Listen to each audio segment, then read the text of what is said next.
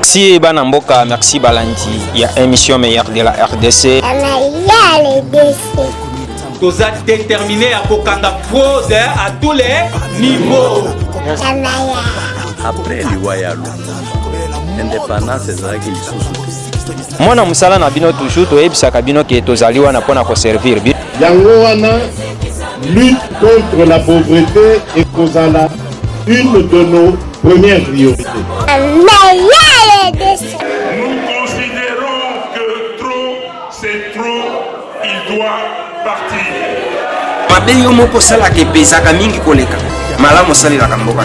C'est ça l'inconvénient ya Congolais. Balessier, nani atindie. Yo lingi nani atinanga. Soki le 23, élection ezalité le 24, tout sengi indépendance à biso. Kaka na masolo ndenge ezalaka toujours. Les os la passe, tolo bate. Vous servir, c'est notre devoir. Et surtout dire la vérité. Dans ma qualité de cadre du regroupement FDCA, dirigé par le professeur Bati, dans ma qualité du coordonnateur national de la CNB, on était venu voir le président du CNSA, son Excellence Olégan Koï, au sujet de la correspondance que le gouverneur de la ville avait réagi en date du 14 août pour notre démarche, pour notre information de marche. On a été surpris que le gouverneur de la ville nous avait répondu dans sa correspondance qu'il y a une autre AFDCA, alors que dans les institutions de la République, au niveau du ministère de l'Intérieur, au niveau du ministère de la Justice, au journal officiel, nous avons qu'un seul AFDCA dirigé par le professeur Bati Lukwebo. Alors, pour éviter le pire et pour éviter toutes les conséquences néfastes, on a voulu voir le visage du président du CNSA, le président Olégan Koï, et nous apporter des conseils, des orientations très importantes. Donc nous y espérons, avec ces orientations politiques, nous sommes déjà dans le bon chemin et nous allons voir de quelle mesure nous allons tenir informés aux autorités au niveau du président de la République, au niveau de la primature et à son institution pour qu'ils soient informés de la situation que l'AFDC est en train de signer. Et quelle a été la réponse du président du CNSA? La réponse du président du CNSA a été très sage. C'est vraiment un papa qui a des conseils, des orientations politiques sages. Et nous connaissons le président du CNSA qui a une expérience très avérée en politique. Il nous a donné des conseils, il nous a donné des orientations.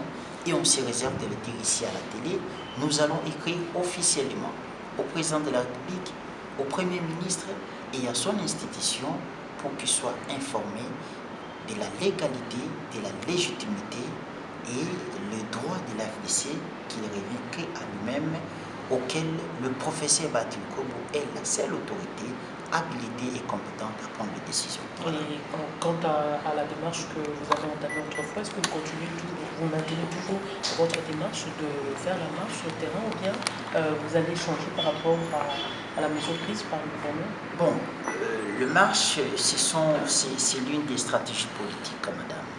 S'il y a une marche, nous allons projeter une marche. Donc, nous projetons des marches sur base des réalités politiques, sur base des actualités. Donc, je me réserve le droit de dire ça ici parce que je ne suis pas le porte-parole de la FDCA et je me réserve. Donc, je ne peux que vous répondre par rapport au point saillant qui a été discuté lors de notre audience. Madame, Koyaki Kotala Mokondi ya Sensa, président Olégan Koï, Namae Matali Makambo Oyo et Utikoleka. Donc, quand moi qui a été gouverneur et à ville province à Kinshasa, Ayanola Kibisu na mukanda otokomela kiye ezalaki na date ya le 14 août. Et puis akomela Kibisu était AFDC mosusu et komeli baza na marche. Et kamwisa Kibisu parce que gouverneur à ville à Kinshasa azali na qualité te ya ko attribuer ba personnalité juridique. Alors na ndenge AFDC ezali kaka moko boye yebani na ba institution nyonso ya mboka nde toyaki kokutana na papa mokonzi Olégan Koï mpona koyebisa ete ezali na bato oyo bazali kotia confusion na désordre réel na makanisi ya bato. tosololi na papa mokonzi na likambo wana et puis toyebisi lisusu point mosusu par rapport ya barumeur na baspéculation par rapport à baposte ya baresponsabilité na kati ya gouvernement oyo balingi barécompense bausurpateur.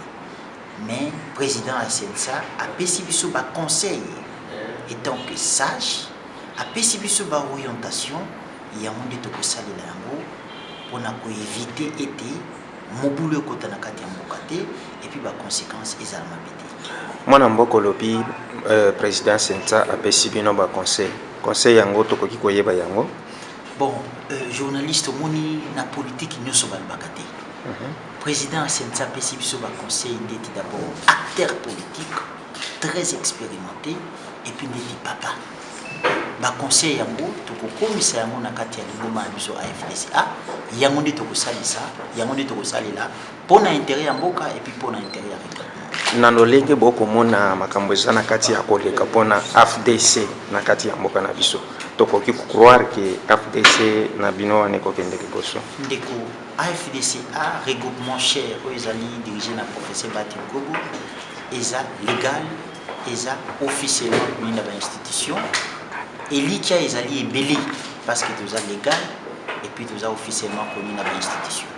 Maxime Namboka. Merci. Merci Banamboka, merci Balanti. Il y a émission meilleure de la RDC. Vous êtes déterminé à Kokanga fraude à tous les niveaux. Après l'Iwayalo, l'indépendance ezalaki lisusu. Mwana musala na bino toujours toyebisaka bino ke tozali wana mpona koservir bino. Yango wana lutte contre la pauvreté et kozala une de nos premières priorités. Nous considérons que trop, c'est trop, il doit partir. Mabeyo moko sala ke pesaka mingi koleka. Malamu salila mboka. C'est ça inconvénient ya Congolais. Balesie nani atindie. Yo lingi nani atinanga. Soki le 23, élection ezalité le 24, tosengi indépendance na biso. Kaka na masolo ndenge ezalaka toujours. Ezosala passe, toloba te. Vous servir, c'est notre devoir. Et surtout dire la vérité.